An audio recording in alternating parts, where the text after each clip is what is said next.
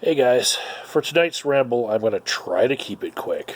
Um, I'm not feeling that bad with my insomnia today. I think I'm just going to be up for another 2, 3 hours, put in some more notes, and then head off to bed and get a good night's sleep.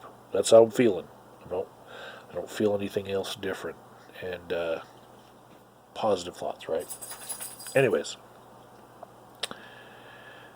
here we go. There's there's this dilemma that I've had, and it's related to my desire to make more money. Right? It's a very basic desire, um, and it's a principle that I have that it's not bad for you to get paid what you're worth. Right? Going into the behavioral health sciences, I know I'm a little bit of an oddity that I used to be, a union electrician. I used to work in the army. I have all this other background to me, and part of that says that you're worth something, and you should get what you're worth.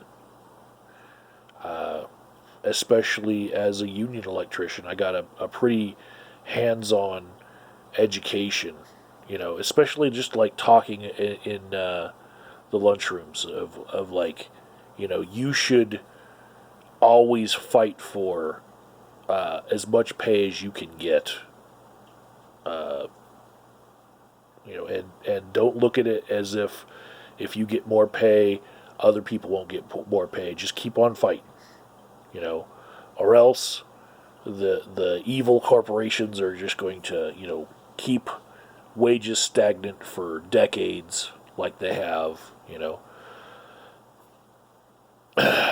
So that's something I have within me. So when I'm looking at my my classmates, which are primarily female, but some of them are from other demographics racially, lots of minorities, and when I look at them, I see them heading towards low-paying jobs, and I want for them to get paid as much as they're worth. Um, I'm heading more towards the private practice end of things because I want to get paid. And I see some of them heading towards community mental health and school counseling and just even being the counselor in a church that doesn't get paid a lot. Uh, just low paying jobs. Now, if they get that job, they like that job, and then they get high pay, more power to them, right? I just have a very simple desire for everyone to get paid what they're worth, right?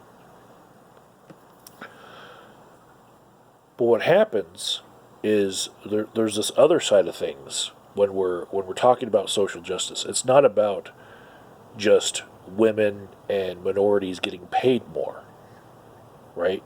There's this other, on the other hand, at the same time, we're saying, well, you got to give back to your community, right? Part of everybody working together to solve injustice is giving back to your community. So, what you should do after you go to grad school is come back to the community and grab a job with a nonprofit, do some community mental health where you're getting paid very little. But that would be the right thing to do. Come back and give back to your community instead of being, the man and just thinking about yourself. You should you know give back to your community. Okay. So what happens then when we have these two principles? One, I want women and minorities to get paid more, and two, I want women and minorities to give back, and I'm going to put peer pressure on them to give back to their communities. These two things duke it out. And what's been winning is giving back. And the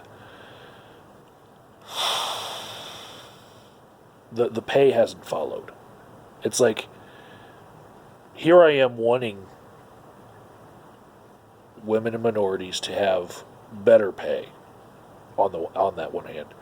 But then I'm telling them, hey, I want you to go get this expensive grad school degree so that you can get this license. I want you to spend thousands of your own dollars on all these extra trainings so that you're capable of using these techniques to help your clients. But then I want you to take the lowest paid job and work for a nonprofit in the inner city, giving back to your community. That would be good for you to do. So I am putting two different pressures on the same person. One, hey, you need to elevate yourself. And two, you need to put all this effort in and, invest a lot in yourself, but then you need to accept low pay, right? And on that side, one of the really vicious arguments is you need to make yourself more accessible, right? So on the one side, I'm saying, hey, get paid. And on the other side, I'm telling people, make yourself more accessible because you know that your community has been hit with poverty, and so they can't pay you a lot, so you need to lower your fees. Right? You need to work in a place that accepts very little money from the clients, if at all. Maybe they just bill Medicaid and then eat the rest. Maybe they'll get grant funding so that they can pay everyone just above starvation wages. Make yourself more accessible and give back to your community. But I also want you to rise up out of poverty, get paid, be a role model,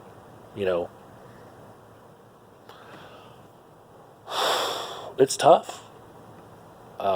Trying to make the argument, that just the simple principle of, hey, I want you to get paid, when there are competing principles that also help in the social justice sphere. It's a matter of priorities at that point. And I wish we could have both. High-paying jobs where people gave back to their community and they didn't take a lot of money from their clients. They became the most accessible people. I wish you could have the best of both worlds. But I don't see it.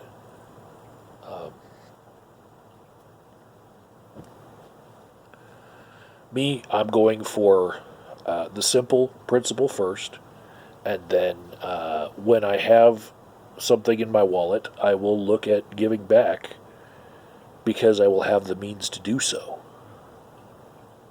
And it's a very simple plan. It's not very convoluted, and I'm not putting that much thought into it. I'm just going to put my nose to the grindstone, and then when I come out the other end, we'll see where I can help. Anyways, that's the simple conundrum I have for you guys tonight. It's been kind of spinning around in my head.